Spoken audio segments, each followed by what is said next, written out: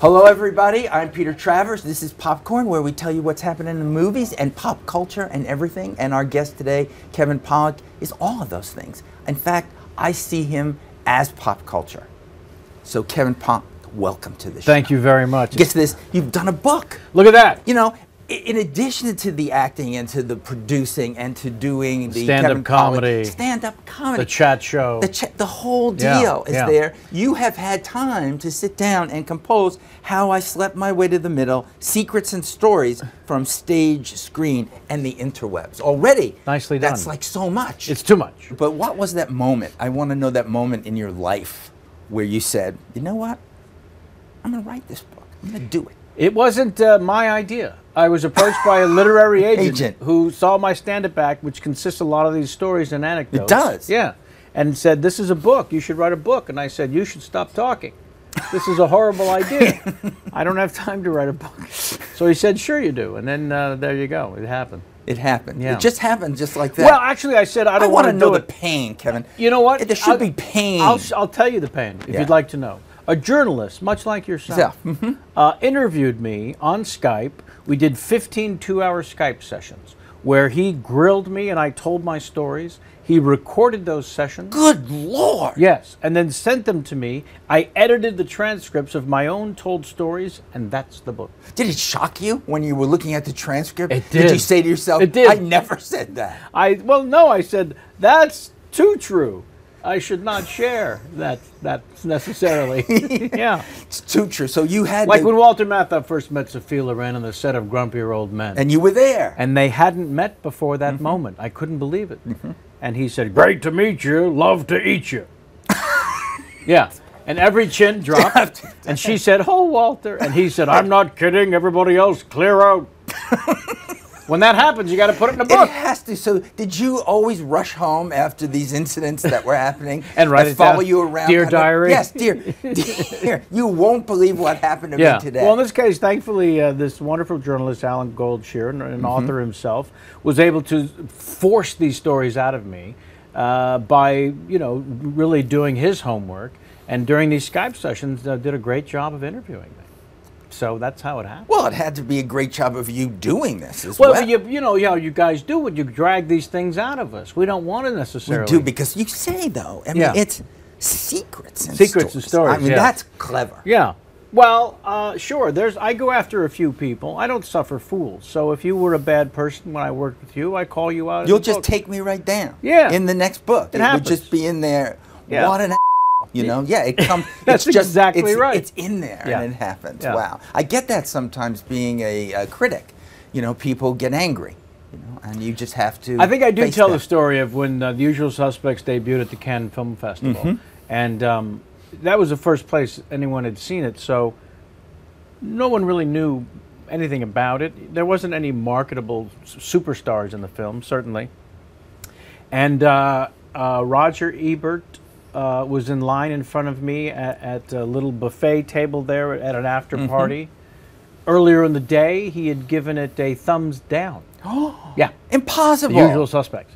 And as he was reaching for yet another roll at the buffet table, I said, maybe less eating and more watching of the movie. Oh, yeah. And was he just stricken? He said, well, I guess I was in a bad mood or something. I hear it's really good. You hear it's really good. You should actually see it. Yeah, you should see it again. Yeah. I thought that was the kind. I remember seeing that for the first time, where you just go like, "Whoa, what the hell just happened?" Yeah, this is something else. That whole lineup thing. So I tell a lot of stories in the book. For example, the behind-the-scenes stuff in the making of that film that a lot of people don't know and wouldn't know unless they were there. Like the poster, the 5 suspects at the police lineup. That scene in the film, that iconic scene, it was a series of outtakes where we're laughing and goofing off. We couldn't get through this otherwise serious written scene without laughing. And the director, Brian Singer, at lunch came to We the Suspects and said, you guys are killing me. I got nothing. I can't use a frame of this. You got to stop screwing around. Well, that was like telling 5-year-olds to not laugh at the funeral. We went back the second half of the day and completely screwed that up too. And then he, in editing, that's what movie saved making. The whole film. Saved it in the editing room somehow. Absolutely. I mean, you talk about it, but I mean, is it true that Benicio del Toro is just farting up a storm? He did. He passed away in 7 takes in a row, which is a talent because you have to pace yourself. You know, Yeah, I think you would. I mean, Yeah. maybe 2. Yeah, why? Yeah, Yeah. I can't manage. 7. Wow. Very impressive. And Wow. nobody knew who this kid was. I don't know why you were laughing. You should have been awestruck. Yeah. Well, we were awestruck by 5, 6, and 7. The first 4 we just laughed. Just laughing, and that's what he uses Yeah. in there to do that.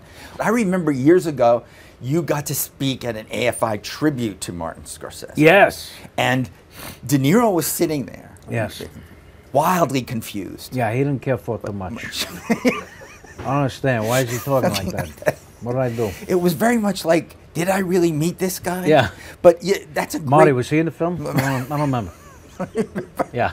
But could you tell a little bit of that story that's in the book? I want people to buy the book. See, this is it. Yeah. How I slept my way to the middle. You know, you need to get this now. You really do. It's available everywhere. But just a little I did the taste. audio book too, by the way. So Did you get do all that too? It's you all get all there the impressions with the impression. Yeah. The whole thing is Yeah. there. Yeah, you got to go to the Amazon. There is nothing that can stop you. No, there really isn't. there really Please don't isn't. try. I don't want to stop. I just Yeah. want to sit here and listen. I All don't right. need to do anything. Sure, I I'm just understand. here. But Yeah. that story of going to this To hotel. meet him at the to Bel meet Air him, Hotel, Yes, yeah. just a little of For that. Casino. Well, I was shooting The Usual Suspects at the time, and I've got a 5 o'clock shot, a bit of a goatee, a lot of facial hair. So, and in the movie Casino, very clean-cut character, Mr. Integrity. So I brought an 8x10 of myself, what I normally look like, and I thought it'd be an icebreaker when he opened the door to hold up the photo and say, this is what I normally look like, and then drop it down, and I would have that look I had for The Usual Suspects. And so I knock on the door, and he opens it up, and he looks like Howard Hughes. And I don't mean the handsome Howard Hughes. I mean the last 6 weeks of Howard Hughes. With the beard and the hair and everything except for the fingernails and the shoes worn in Kleenex boxes. But, you know, I immediately had the photo behind my back and I threw it in the bushes because I'm not going to, the joke doesn't work anymore. I don't normally look like this. You, on the other hand, not for nothing. So he takes me in, we sit down, and it's dark except for a little shaft of light coming from one of the, drapes is not completely closed. So we sit in the dark, and he says, so how you doing? Nice to meet you. You need anything? No, I'm okay, sir. All right. So how you doing? Great, thank you. Okay. Can I get you anything? I'm all right, thanks. That went on for 10 minutes. Nothing else was said. When did you panic? When did you feel the sweat? About halfway through, I'm the- thinking, if I don't say something, because my whole objective was to not say the wrong thing. As my agent explained it, I had the job. It was an offer. But there's a ritual. You got to have a sit down with Bob and a sit down with Marty. Neither of which did I call Bob or Marty. Mr. De Niro, Mr. Scorsese. So the sit down with Bob was that. He didn't say anything. So I'm thinking my objective is not to speak, to not blow this job. Yeah. I figured the only way I'm not going to get it is if I say the wrong thing. So I'm not going to say anything. Well, he's not saying anything. So that went back and forth of saying nothing for about 10 minutes. And finally he said, you sure I can't get you anything? I said, I should go. You could have asked for a Kahlua surprise or something. Oh, you know, if that only. was it. If only Yeah. just something, because then he'd say, I can't I help have you. a clue of surprise. That's all right.